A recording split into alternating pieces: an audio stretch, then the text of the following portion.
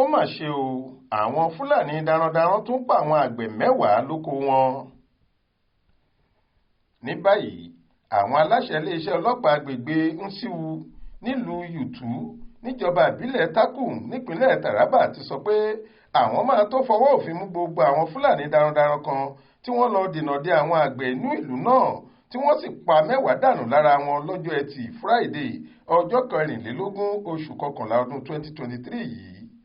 Àwọn àgbẹ̀ mẹ́wàá ọ̀hún táwọn Fúlàní pa nípakúpa dànù sọ́nà oko wọn ni olóògbé Hope Hassan, Rimasonte Lamidi, Holiness Enoch, Rimasiki Enoch, Egu Hassan, Saleh Kyatiki, Ephraim Atenji, Manasseh Atenji àti Hassan Songure.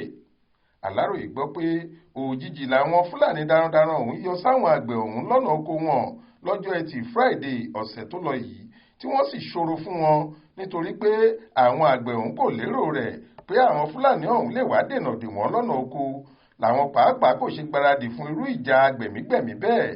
Lójú ẹsẹ̀ táwọn Fúlàní ọ̀hún ti hùwà láabi ọwọ́ wọn tán ni wọ́n ti kán lùgbẹ́ tí wọ́n sì sá lọ kọ́wọ́ àwọn ọlọ́pàá má bàa tó wọn.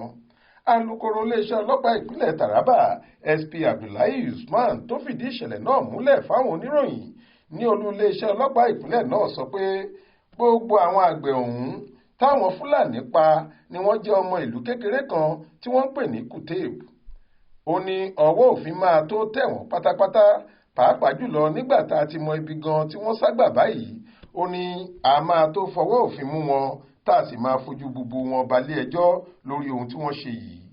Bákan náà láti yọ̀ǹda òkú àwọn àgbẹ̀ ọ̀hún fáwọn èèyàn wọn láti lọ ṣètò ìsìnkú wọn ní ìlànà ẹ̀sìn tí wọ́n fẹ́.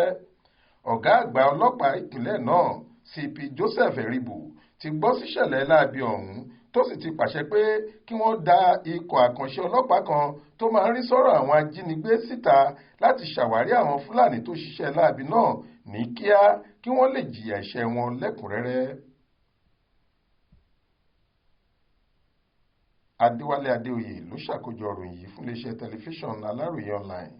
Faith Adébọ́lá ló kà á sétí ìgbọ́ yín.